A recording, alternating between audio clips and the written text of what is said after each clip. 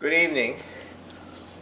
Today is August 22nd, 2017, and I'm Paul Glumaz with the International Movement of Lyndon LaRouche,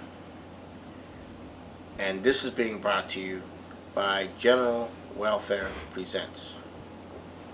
Now, we've come to a point, a turning point in the situation internationally as it is reflected inside the United States.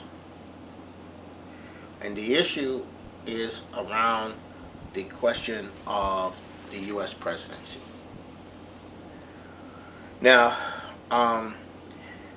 the framers of the U.S. Constitution, Hamilton especially, Morris, Gouverneur Morris, intended that there be a powerful executive, that you wouldn't have a chaotic government. And therefore, the great powers were handed to the executive. And it is the executive which, under the leadership of people like Lincoln and FDR, at the most crucial moments in our history, that has pulled this nation through their leadership. And they could do this because of the powers within the executive and the ability of the president to unify the nation and address the fundamental issues governing the crisis and resolving those issues by mobilizing the population and by using the power of the executive to implement far-reaching changes with the support of the population.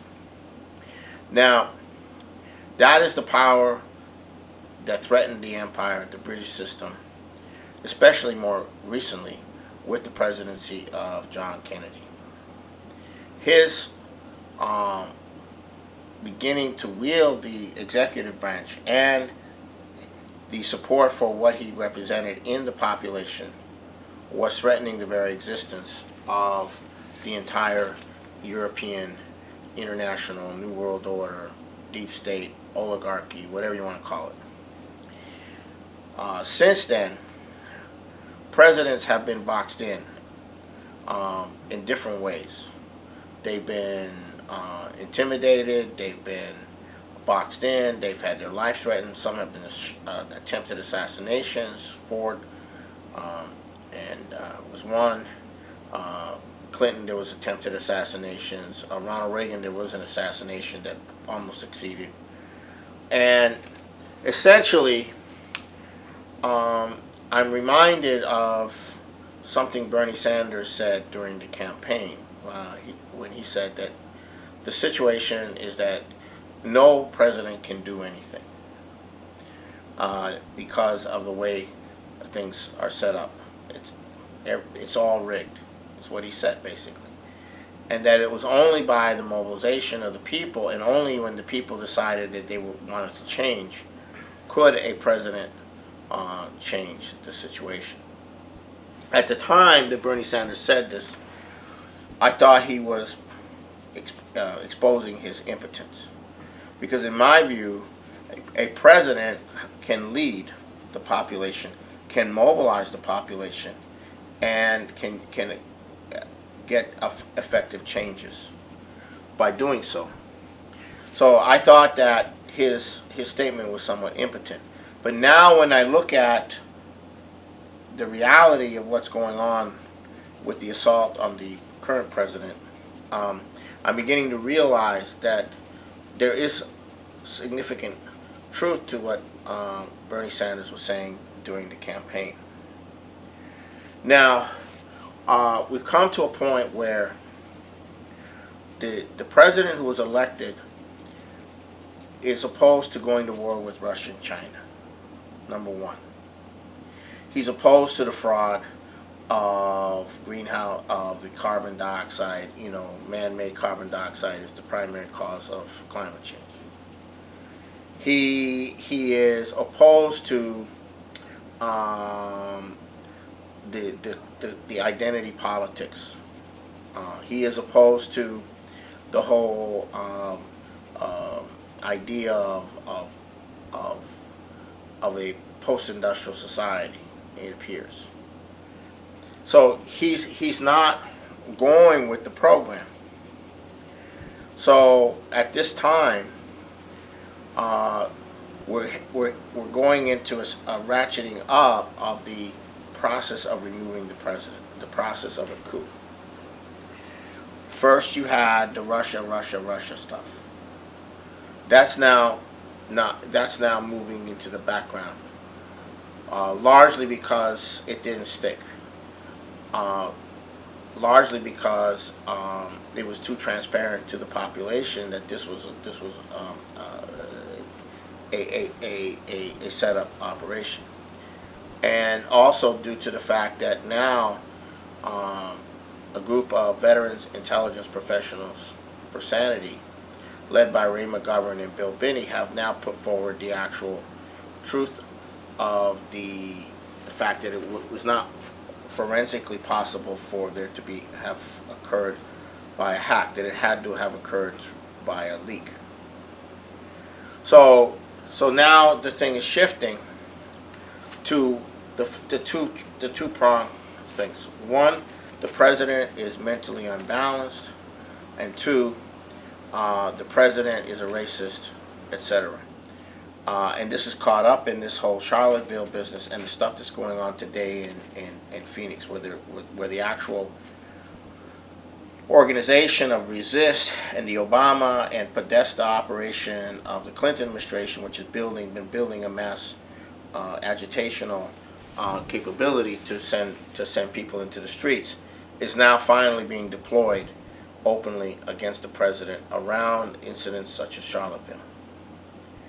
Now, there's a congressman from Texas who is picking up from us and is demanding that Congress investigate this guy Kessler, who was the leader of the Unite the Right, who was an Obama operative, was paid by George Soros, and so forth and so on, and also the governor and the mayor of Charlottesville, Governor of Virginia, McAuliffe, who actually engineered to make sure that the two groups came together and that the police stand down.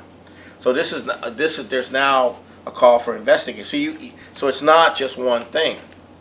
And Donald Trump inferred that this was a setup, but it looks very obvious that it is, and that the FBI is very much involved in this setup. And a new one may be occurring today in Phoenix, where Donald Trump has gone to speak. Now, the reality of all this now.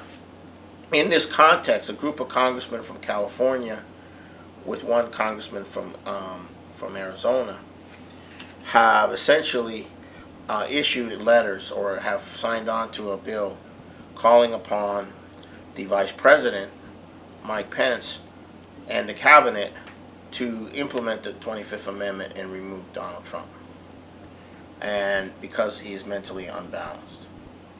And Bernstein, the famous Bernstein of the Nixon Watergate reporter, is now issuing a call to all journalism, all reporters, all journalists, to put the impeachment and or removal of Donald Trump under the 25th Amendment to be the primary focus of their activity. All journalists, all media people. So this is a call to the media to go ahead and begin the drumbeat for removal, either through primarily through the 25th Amendment and what have you. So this is going to escalate. Now, how is it possible that you could have this kind of escalation, an increasing escalation in this circumstance? And this has to do with the transformation or attempted transformation of the culture of the United States by the British, starting with the rock, drug, sex counterculture, but continuing with the takeover of the philosophy departments, anthropology departments, psychology departments of postmodernist ideology that the that all the problems stem from white European male dominance, with no distinction between people that actually promoted, the betterment of humanity versus people who didn't. And that the very concept of reason itself is a fraud.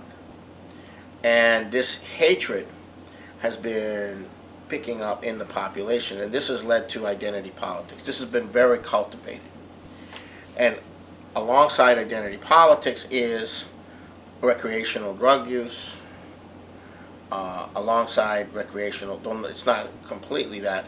Alongside recreational and lifestyle is a worldview that humanity could end tomorrow because the Mother Earth is about to get even for all of the damage that human beings have done to the planet. So that's another part of this culture. So it's the embedded culture within primarily the non-blue collar element of the population, and to some degree the information part of the economy that is being mobilized around this identity. And you have a phenomena where when you go out to the street to talk to people, and the people who come running up saying they support Trump, they're not Republicans. They're either current or former Democrats or independents. The Republicans who come up are not that enthusiastic about Donald Trump. It's the independents and the former Democrats and the current Democrats who are blue collar, tend to be blue collar, who are very supportive of Trump because they feel the Democratic Party has abandoned. But the abandonment is not simply in terms of policy. It's they represent it now a different culture. So you have essentially a widening cultural divide between those who have an orientation towards family, towards productive employment, towards a nation of producers, towards a nation that is not based on identity politics, and those who are. And this manipulation in Charlottesville is a trigger, and this is to be triggered all over the country with the media, with the media echo chamber driving this thing, so that you're either with the identity politics crowd or you're a Nazi or a racist or what have you. This is how it's being set up. Okay, and this also creates this the cultural divide, which has nothing to do with economics as such. Indirectly it does, but directly it doesn't. What would unify the country would be Glass-Steagall, the single payer, a credit system, jobs. Even Donald Trump presented this question of saying that millions of jobs would be the best thing for race relations. And he's right. And Andrew Young, who spoke on NBC's Chuck Todd Meet the Press, he said something very similar. Andrew Young happens to be a cohort of Dr. Martin Luther King, who's still around, and he represents the Dr. Martin Luther King orientation, which is that these people that are being mobilized by agent provocateurs, who are part of the Obama operation, like Kessler, they're nothing but the poorest, most abused part of the population, and that they're not the enemy. King never thought that these people were the enemy, that the system was unjust, but that these people were not the enemy. And so Andrew Young, who represents that tradition, who's based out of Atlanta, where you do have a African American business elite, where you do have a significant African American upper middle class. You don't have that same attitude of that you have in other areas. But the point I'm making is that this thing is being mobilized, and uh, and it's going to further drive people into either being hysterically attacking the society and its values with a different set of values, a different cultural matrix of postmodernism, of identity politics, etc., versus those who are going to react to that attack, and they're going to be further opposed to that attack. So this divide, this cultural divide, is emerging, and it has the beginnings. It has the beginnings of the smell of a potential civil war, though it's quite a ways yet away from that. But it has the possibilities of going in that direction, and very violently so. And that is exactly what the British would like to drown the United States in. That is exactly what the Obama and Podesta crowd who are running this operation. You know, and they spent a lot of effort since the election of Donald Trump to, you know, the 3 months prior to the inauguration, plus the 6 months since then, 7 months since then, to pull together the actual street deployment capability, which is getting ready to now. So we're going into that phase. This also sets up the circumstance for the assassination of the president. There was a Signal article in USA Today saying that the Secret Service is running out of money and it's not going to be able to protect the president. This was a Signal article signaling the preparations for assassinating Trump. Then the head of the Secret Service had to come out later and say that this was not something new. This has been going on for some time. But the point is that you're seeing plausible explanations being created in the media for explaining an assassination of the president. Now, assassinations is the British system. You cannot understand the British system, which has taken over this nation and other nations, without understanding that at the core is an assassination capability. Lincoln, Garfield, McKinley, and Kennedy. All these 4 assassinations were run by British intelligence operations. And I have a video out there from a meeting last Saturday that goes into the details of that you might go on the website of Don P. Graham, Grahn, and go to his YouTube and you'll see it. So now this is where we are. Now there's still an element in the military that wants to pursue the military objectives of the neocons, but then there's another element in the military which does not. Donald Trump is caught in between these the military-industrial complex and its desire to use the military to pursue the hegemonic orientation of the United States, and then the failure of the United States militarily in the Middle East and in Afghanistan. So so yesterday, Donald Trump gave a little presentation on the Afghan situation, and he is not going to pull our troops out. There might be more troops going in, but his reasoning is that he doesn't want to create a vacuum.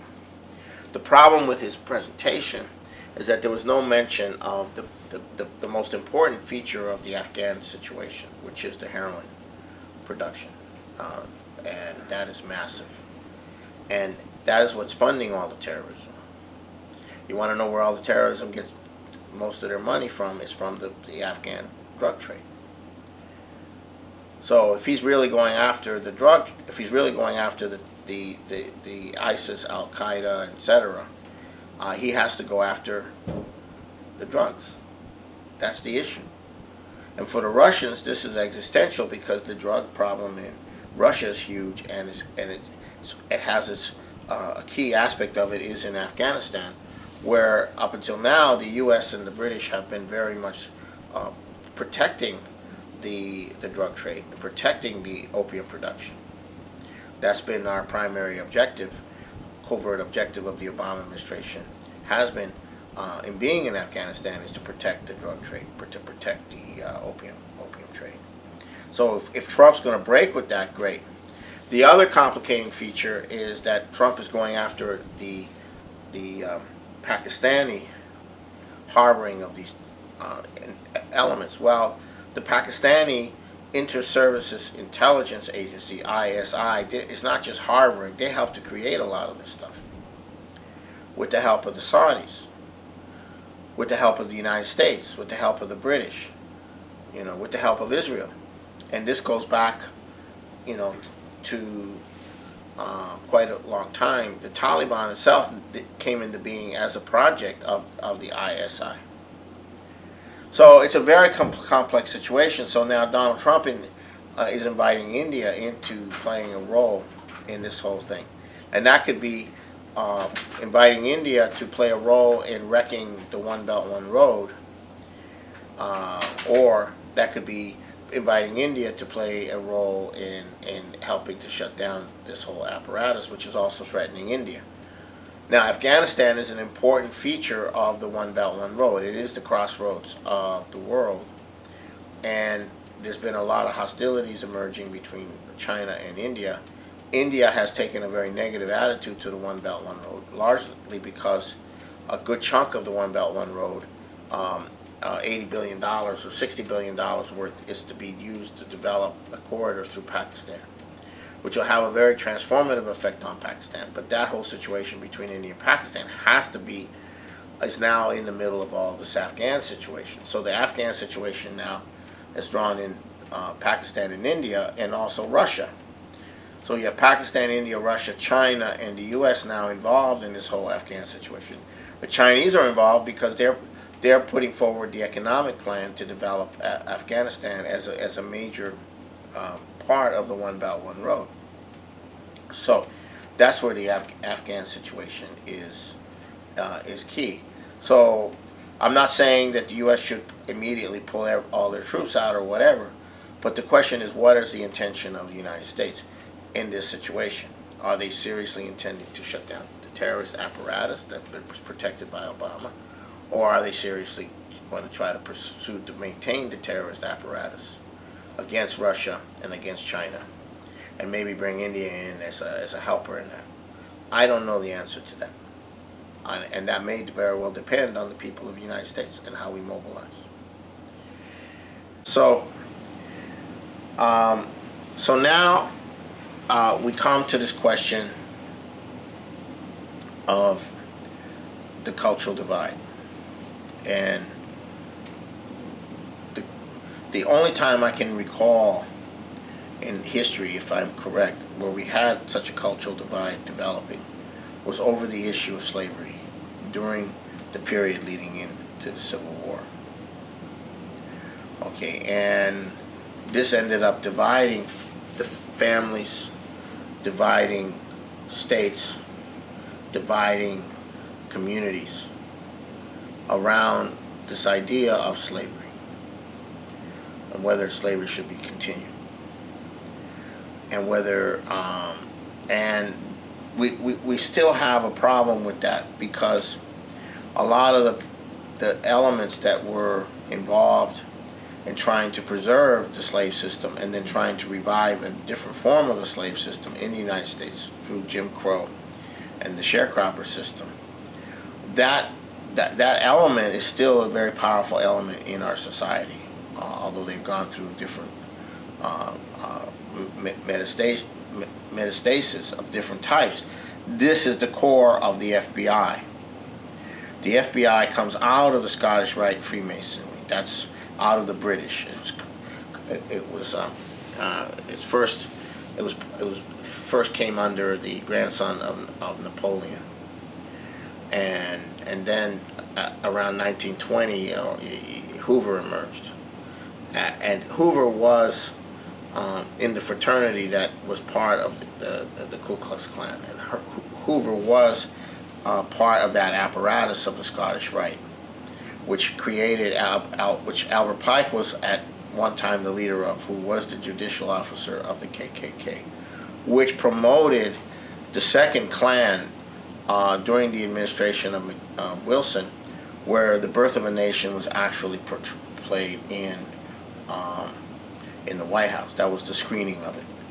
So the second Ku Klux Klan, which emerges in the 1920s and 30s, is a product of this Scottish Rite Freemasonic British element, of which the FBI was a key aspect of it. And it was this same aspect that went after FDR, went after that ran the Cold War hysteria. This is the same element that took advantage of the Cold War to essentially reestablish control over the minds of the U.S. population. And then later the FBI launched a massive sting operations and imprisonment of African American elected officials under a program called Frumage. So if anybody believes the FBI is really for positive race relations, let me tell you something. The FBI ran massive operations to incarcerate and destroy the black African American community, especially the civil rights. They went after King, and they were involved in the assassination of Dr. King, according to the family of Dr. King. So if the FBI is involved in the assassination of Dr. King, according to the family, who spent an entire many decades before James Earl Ray died to try to get a new trial so they could go after the FBI, and you believe the FBI, right? This Comey and Mueller, you think they're up and up? They're not racist. They're not part of that tradition. Running these operations, gang counter gang, running agent provocateurs, moving to get rid of Donald Trump. So the whole thing's a fraud. But you do have this cultural divide, and we are headed into a potential crisis because these different cultural divides are being mobilized and exacerbated. And the only thing that could bring them around is the economic development perspective of LaRouche's 4 laws. But yet, barring that, you're headed into a fight over stupid issues that have nothing to do with reality.